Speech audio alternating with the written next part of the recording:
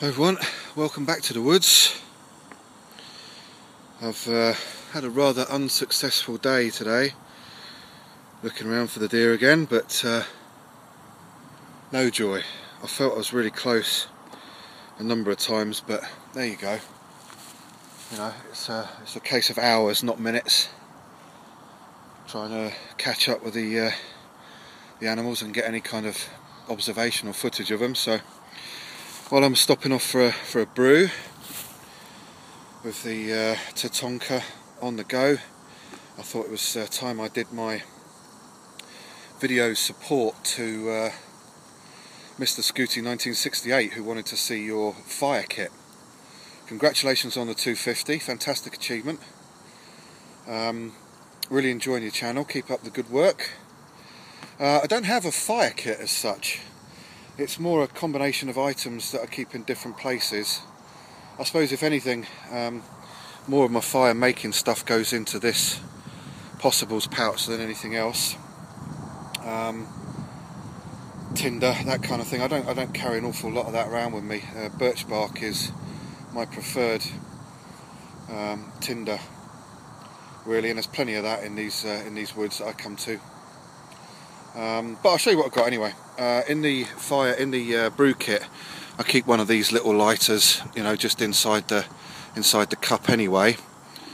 Then in my pocket, I have just attached to a Swiss belt loop type thing. There's my ferrocerium rod, and I keep another lighter as well. Still plenty in that one. So lighter or ferro rod is my primary means of starting a fire, but if I'm going to mess about and have some fun, inside of this possibles pouch I have a little match safe. I think matches are a very underrated means of starting a fire. You've got your ignition and tinder all in one little package in the little stick.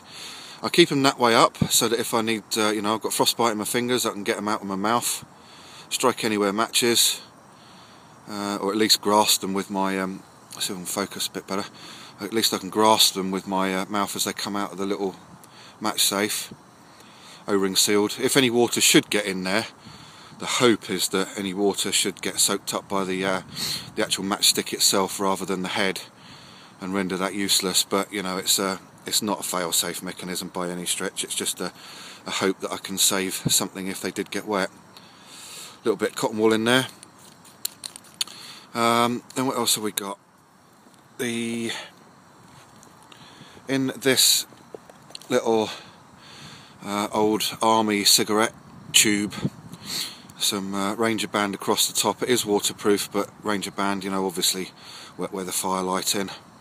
And in there I have about a quarter of a tin of Brasso wadding, and I reckon in that tin, with pinches about that size, there's about 8 fires in there, without a shadow of a doubt. If you've never used Brasso wadding before, try it, see what it's like, see what you think of it. Takes a spark really nicely. And also there's probably something else that people don't know about Brasso wadding. I'll just do a quick video on that after this one, but there you go, Brasso wadding for tinder. There is in this pouch some Vaseline, but that's more being up around the Chiltern Hills, chap lips, you know, all that kind of stuff. If I decide that I'm going to go for a little bit of sort of traditional style fire lighting, then I keep my char cloth tin, which is an old mince tin, and inside of there, first of all, I have a Fresnel lens.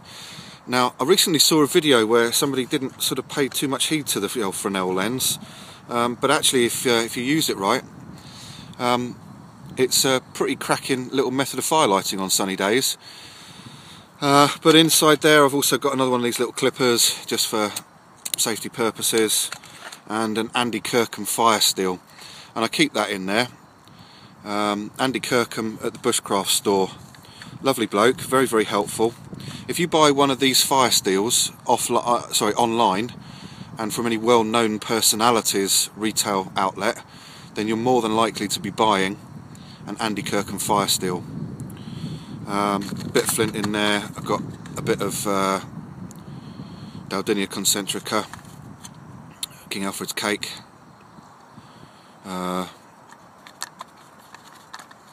bit of flint, some jute twine, and little remnants of some charcloth. And that really is, you know, hardly ever used, but it's used if I've got time to have a little bit of fun with some primitive style fire making. Let's put the Ranger band on that. I'm hoping my water's coming up to a boil. So that, guys, really is my fire kit.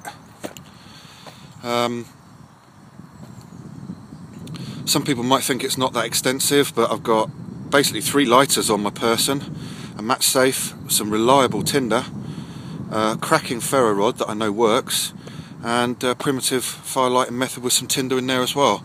And I don't tend to carry an awful lot of tinder on me. It's one of those things that I like to pick up as I'm moving around, and even birch bark, if you process it right, can still light in damp conditions. So that basically does me. So I hope that's alright. Congratulations, MrSkooty1968 on the 250 subscriber count again. Hope that's good for an entry for you. All the best, and I'll see you all in the next one.